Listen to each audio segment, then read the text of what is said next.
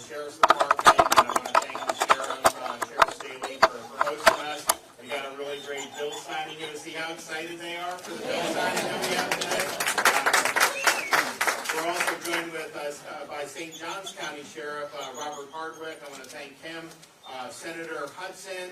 I saw we have Representative Killebrew. And then we're going to hear from, and also Senator Tom Wright. You're going to hear from Emma Stanford, the founder of the nonprofit Emma Loves K9s. And so that'll kind of inspire today's bill signing, and I think it's really going to make a huge, huge difference. Before I get into that, I do think it's sad to see some of the economic numbers with the Biden inflation coming out. 8.6%.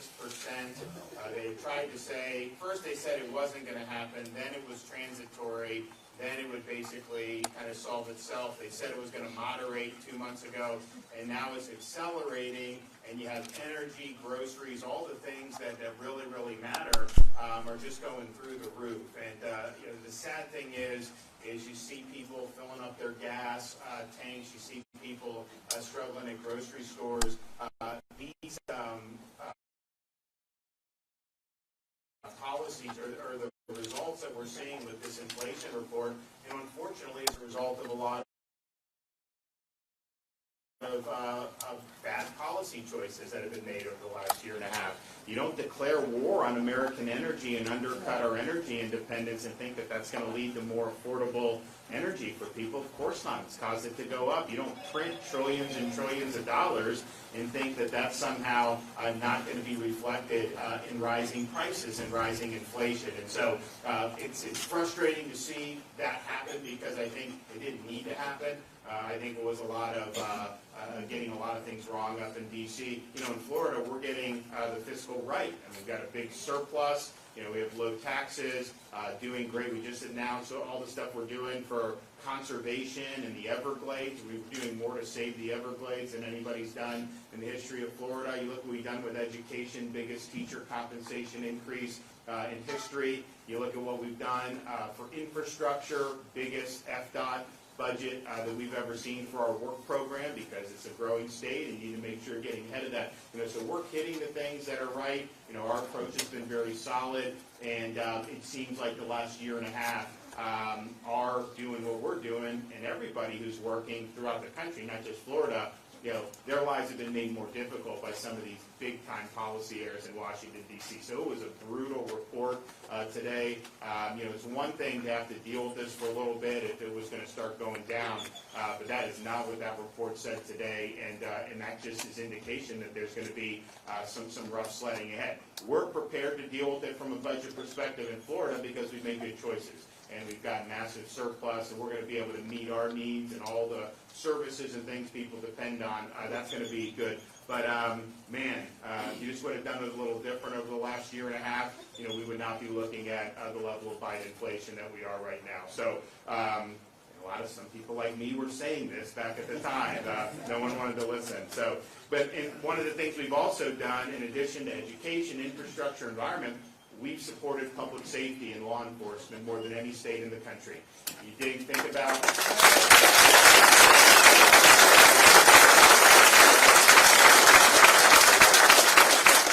about the attacks that you saw on law enforcement, particularly 2020, but it actually was going on before then.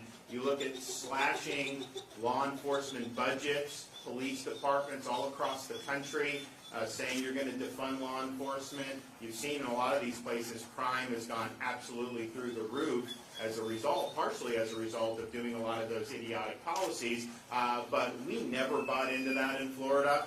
We backed law enforcement from day one and have never wavered because we understand how important safe communities are. And you want to have communities start to look more like places like San Francisco and some of these other places that are having a lot of problems, then do things like they've done to attack law enforcement. If you want safe communities, you support law enforcement. Make sure criminals get prosecuted and put in jail. Make sure you're not just releasing them with no cash bail after they've already committed offenses. So we're not going to repeat any of those mistakes, but we've also stood up not just in terms of moral support, but we've provided strong financial support for men and women law enforcement. So in 2020, as you saw, all the defund efforts, we said we're not going to allow that. We signed legislation last year that prevents any local government in the state of Florida from defunding law enforcement. And that's going to provide protection for Floridians, for not just now, but in the future. We also said we're not going to defund, we're going to fund more. And so we did $1,000 bonuses for every single sworn law enforcement officer in the entire state of Florida. We did it again this year in the budget I signed.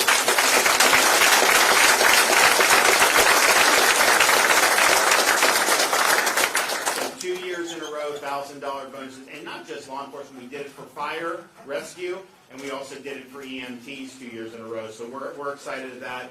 In the budget I signed, that'll go into effect July 1st, biggest increase in salaries for state law enforcement personnel in the history of the state of Florida. Agencies like Fish and Wildlife, agencies like FDLE, Highway Patrol are seeing really, really big increases, and we're happy to do that. And we also did something to aid recruitment and retention. We're doing $5,000 bonuses for anybody who comes to Florida and is qualified to fill a law enforcement position. So they're getting treated horribly in Chicago or Seattle or wherever. You come, any agency in Florida, municipal, county, or state, if you're new and you're qualified, and if you're young and you just go into it for the first time in Florida, you're eligible too. $5,000 signing bonus right off the top. I'll tell you, people, I haven't talked to these sheriffs about this yet, but other sheriffs are telling me they've got a lot of interest in people wanting to come down here. So I think we're going to be, and then we also put in money for law enforcement training scholarships. I mean, we offer things like Bright Futures for people to go to university, which is great.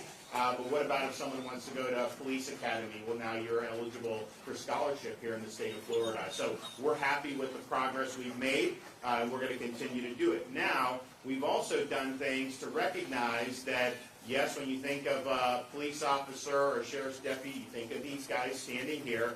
We also got to think of these guys here on all four legs, because they do a lot. These K9s are instrumental in helping to keep our community safe. And they are, we dealt with, when I was active duty, a lot of military working dogs in places like Iraq would be in really difficult situations. It's the same thing with these K9s. They're put in very difficult situations, and they're not only protecting the officers, but they're protecting the public as a whole. And so last year we signed a bill, SB 388, to support K9s injured in the law of duty. It allowed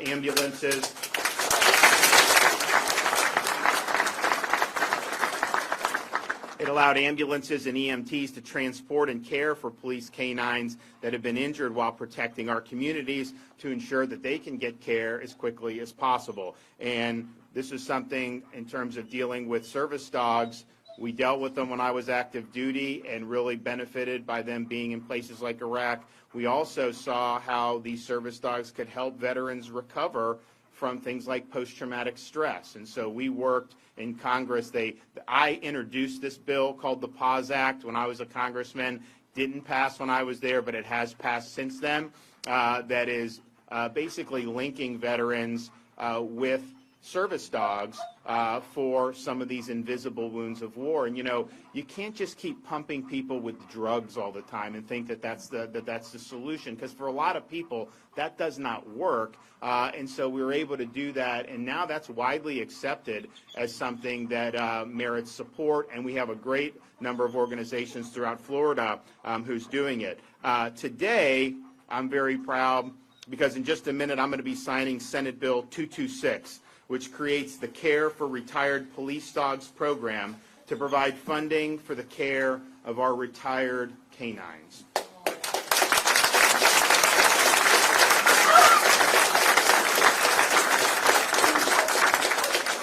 This program will be housed under the Florida Department of Law Enforcement, and it will help officers or adopted families of retired K9s afford the veterinary costs for these animals and ensure that they are well taken care of and repaid for their services. Caregivers will be eligible for up to $1,500 of reimbursements for veterinary costs each and every year. And so $300,000 has been allocated for this program this year, and we will have it administered by a nonprofit dedicated to the care of retired police dogs. We recognize that our law enforcement community must include recognition for our four-legged friends, and we're doing that here today. And you know, you talk to some of these folks, the handlers, a lot of times only the handler will be able to adopt it when it retires because they don't want to go anywhere else. They want to be around that handler. So you have some of these handlers will have more than one, but that gets very, very expensive and even cost prohibitive for a lot of people. So now what we're saying in Florida is we're going to step up. We're going to provide support for these K9s, and I think it's going to be fantastic. I think you're going to see people lining up to be able to adopt these guys, and they're going to be able to live good retirements because they've earned it, and we're proud to be able to be here to support it. And we wouldn't be able to do this if we didn't have advocates like Emma, who I mentioned has a nonprofit group called Emma Loves K9s. So I want her to be able to come up and say a few words about all her efforts. So Emma Stanford, everybody.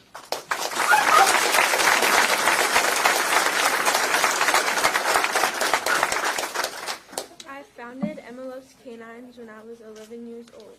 During my search for a dog myself, I was able to meet Flagler Sheriff's Canine Unit thanks to the generosity of Sheriff Staley. I immediately fell in love with the dogs, Canine Tag and Canine Jacks. The handler, Sergeant Tarzowski, and Chief Welker inspired me to follow in my grandpa's footsteps and pursue a law enforcement career. After discovering the plushies, and with Sheriff Staley's approval of course, I began to fundraise for the working police dogs. As soon as I learned about the lack of funding for retired police dogs, I wanted Emma Loves K9s to assist their handlers with food and medical expenses. When I heard that Mr. Killebrew had introduced the bill to support retired dogs, I knew that I had to reach out to him. I wanted to help pass the bill in any way I could. The retired dogs have served us, our community, and I believe they deserve the best possible care.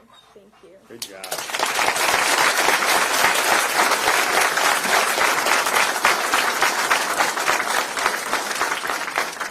Okay, Sheriff Staley. Thank you. Well, first, Governor, welcome to Flagler County. It's our pleasure to host this today. Thank you for coming here to sign it. I don't know who adopted who. Either Emma and her family adopted us, or we adopted Emma on her mission for K9s. And I'll just tell you, it was a conversation that Emma and I had that when she told me she was going to go to the plushies to fundraise for the retired dogs. And that got me to thinking about the retired dogs. And what ended up occurring is we looked into it, and each one of these retired dogs, if there's no serious medical issue, costs about $2,000. And Sergeant Tarzinski here actually had 2 retired dogs at home, plus the current K9. He has a very supportive wife, as you can tell, for three big shepherds at home. But so last year we actually implemented supporting our retired K9s. But I think that's the exception. So this bill will correct that, take the burden off the handlers, because not only are they their partner for life, but they become family members. And so it's a great bill. We appreciate this legislature sponsoring it, get it to the governor's desk. And as you can see, they're pretty well behaved. They haven't bit anybody yet today. And but you notice they're spread out a little bit, because when you get all alpha dogs together, they all want to be in charge. So, Governor, thank you. Good job.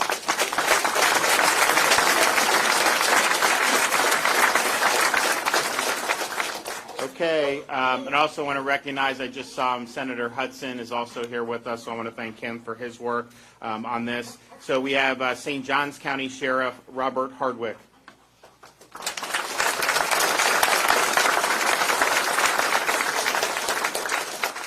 I cannot say this enough. While other states and government turn their back on law enforcement, Governor DeSantis, you stand side by side, you lead from the front, you set the gold standard, and these men and women behind you, is a small representation of what we believe in you as our governor, and we thank you.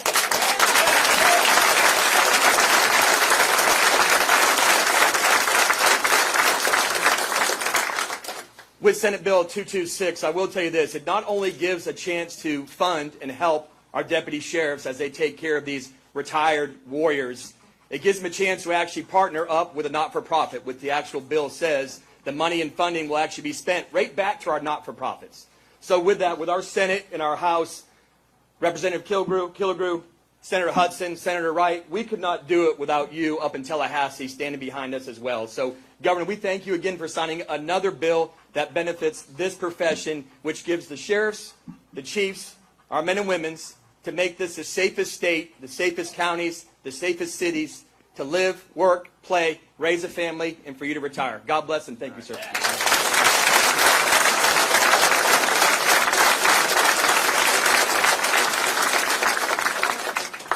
Okay, Representative Sam Killebrew. Thank you, Governor. When I introduced this bill, a young lady emailed me that I did not know, and now we've become almost family together, was Emma. And I have a plushie with tag on it, and this is a great bill. We appreciate it getting through and the governor signing it. I was telling the governor, this equates to NFL players playing for 8 or 10 years and retiring. They're beat up. These dogs are beat up after they've served. So they need medical attention, and this money will go a long way to help them. Thank you. All right.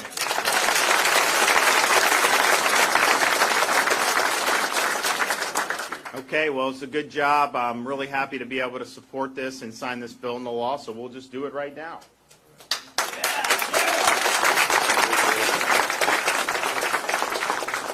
You guys, the kids, you guys want to come and grab them? Come on, sweetie. Right here, honey. Right there. Want a pen? There you You go. got mine? You got mine? Your own ones? Okay. Any other little kids? No? Sam, put your All hand right. up. Today is the 10th of June? Yes, sir. Okay. Yes. All right.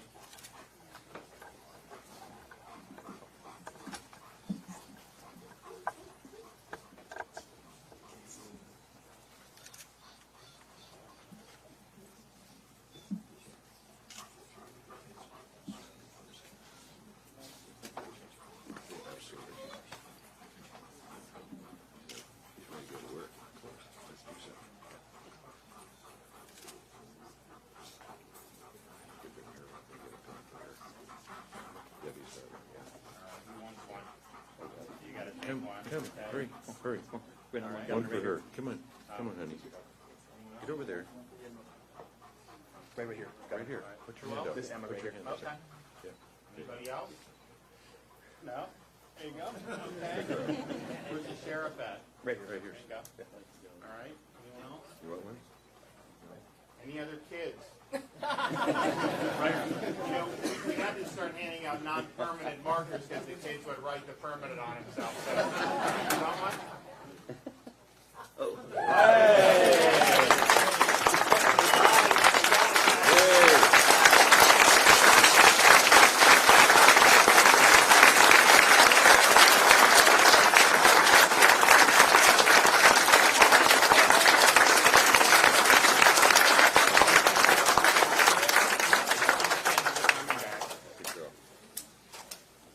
All right, appreciate it, guys. Thanks so much.